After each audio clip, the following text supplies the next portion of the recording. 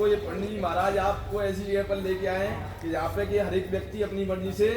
नहीं आ सकता।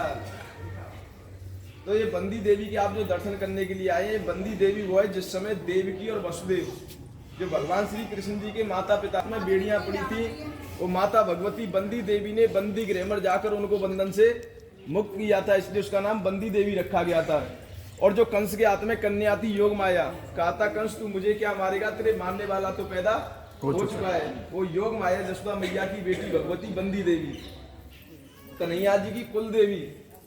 क्योंकि एक नाते से तो बहन भी लगती थी मैया ये बंदी देवी, और एक नाते से कुल देवी होगी, क्योंकि यशोदा मैया के यहाँ पे कन्हैया जी का लालू पालन हुआ और ये यशोदा मैया की बेटी थी, तो रिश्ता किसका बना, बहन भाई का रिश्ता बना। और जब कन्हैया जी गोकुल को छोड़ करके और अपने माता पिता के पास चले गए तो वहां से ये कुलदेवी हो गई, कन्हैया जी की कुलदेवी हो गई। तो जिस समय कंस से कहा था कंस तू मुझे क्या मारेगा, तेरे मारने वाला तो पैदा हो चुका है, तो कंस ने अपने राक्षस को ऑर्डर दे दिया कि जाओ आज के जितने भी गोकुल में बच्चों ने जन्म लिया है सभी को मार डालो, और जितने भी ये गोपी ग्वाल हैं सभी को अंग भंग कर देना, क्योंकि कंस मामा कभी नहीं आया जैसे साइड में जमुना पार करके, क्योंकि उसको श्राप लगा हुआ था राधा रानी का कंस को कि अगर तू कभी भी जमुना पार करेगा तो स्त्री के वेश में पार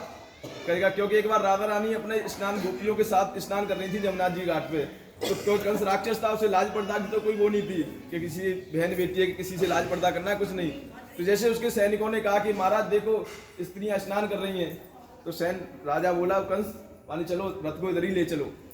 तो जैसे रथ उधर की साइड में लेके गए उसके पास, तो वहां पे तो तीनों लोगों की स्वामी राधा रानी नारी थी, स्नान कर रही थी वहां पे। तो राधा रानी जैसे उनको देख के जो और सखियां थी गोपी थी साथ में नहा रही थी, तो उन्होंने कहा राधा रानी आप देखो ये तो हमारी तरफ सीधा बढ़ा रहा है, इसको रोको या कुछ करो, इसका चिंता मत करो, आप मेरे साथ हैं, अभी मैं इसको अपने वेश में ही कर लेती हूँ, जैसे स्त्री के वेश में कर दूंगी। तो जैसे राजा वहां पे कंस आया तो उसको स्त्री का रूप दे दिया। तो जब कंस ने कहा कि मैं कहाँ तो एक राजा और कहाँ मैं स्त्री के रूप में हो गया,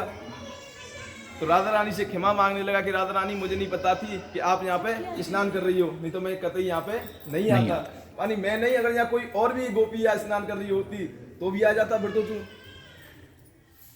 भाई मैं स्नान कर रही हूँ तो तू नहीं आता, तेरे को पता चल जाती है। अगर बाई चांस और गोपी स्नान कर रही होती तब भी तू आ जाता यहाँ पे। तो राधा रानी से क्षमा मांग रहा है कि मुझे क्षमा करो, मैं आज के बाद कभी यहाँ पे नहीं आऊंगा। तो राधा रानी